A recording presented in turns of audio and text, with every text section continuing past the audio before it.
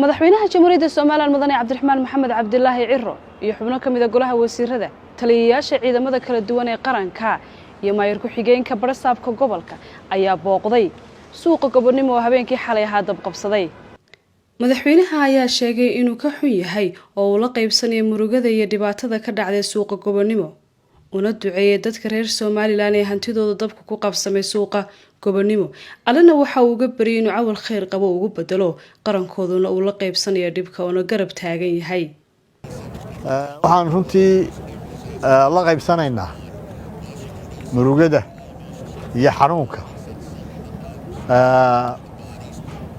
ku dhacay dadka ka ganacsanayay shacbigeena kamid ah ganacsatada suuqa gobonimo ee idaacada khasaaraha soo gaadhay iyo dhibta soo gaadhay qaranku uu ka xun yahay waana la qaybsanaya murugada iyo tacsidaba waxaan ilaahay uga baryayaa in ilaahay wax khayr qabo ugu bedeli doono insha Allah. waxaan u mahadnaqayaa qaranku sidoo gacmaha isu qabsaday sidoo hawsha wax uga qabto oo ugu mudan yihiin ciidanka dibadamisku runtii shaqooyin hore badan oo wanaagsan way qabteen qaranka intiisa kalena gacanta ku siisay haday yihiin ciidamada kala duwan iyo haday yihiin dawladda hoose ee magaalada Hargeysa oo agabkeeda iyaduna ka qayb gashay.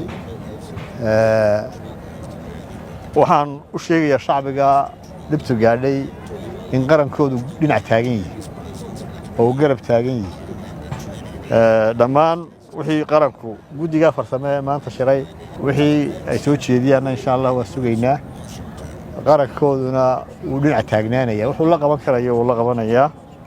dhammaan shacbiga Soomaalilandna si dhaqankeenu ahaan jirtay haday ganacsade waaweyn yihiin iyo haday ganacsade yaryar yihiin iyo haday qurba joog yihiin waxaan jecelahay inay ka qayb qaataan inaynu soo gurmano dadka noloshoodii ka baabaaday qoysaska danyarta noloshooda ka baabaaday faa'iido mahadiya khasaaruhu inaanu inagu sii fidin oo hadda wasaaradiiba halkana idaacadiiba halkana reeriyowgiiba halkana intaas inoo badbaadeen ilaahay baan ugu mahadnaqaynaa. waxay la tahay dabku daw inagu soo noqnoqday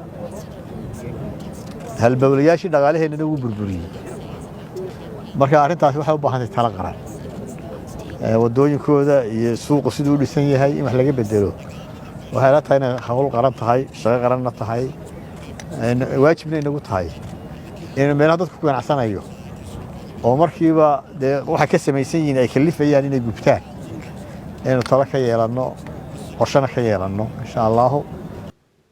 suuqa gobonimo waa suuqa labaad ee ugu weyn suuqyada ku yaala caasimadda Soomaaliland muddo laga joogo sanadii 9 bilood ka hor waxaa gubtay isna suuqa Waaheen hadda bay shacabka reer Soomaaliland waxay ka soo kabanayeen gubashada suuqaasi Waaheen. madaxweynaha jamhuuriyadda Soomaaliland mudane Cabdiraxmaan Maxamed Cabdilaahi Ciro waxa uu bogaadiyay ciidanka dabdamiska dawladda hoose iyo dhammaan ciidamada qaranka jamhuuriyadda Soomaaliland oo xakameeyay in aanu dabkaasi fidin. madaxweynaha jamhuuriyadda Soomaaliland mudane Cabdiraxmaan Maxamed Cabdilaahi Ciro ayaa dhammaan shacabka reer Soomaaliland kula ballamay wax qabad iyo wada jir. waan u mahadnaqayaa cid kasta oo ka qayb qaadatay hawsha dabdamiska. waxaan u mahadnaqayaa dhammaan hawlwadeenadii iyo wasiiradii ka qayb qaatay hawshaas. waxaan ilaahay ka baryayaa ballanteenu waxa weeye inaynu gacmahana isqabsanno wada jir waxna qabanno. Mushtaaq Cabdi Nuur warbaahinta qaranka jamhuuriyadda Soomaaliland.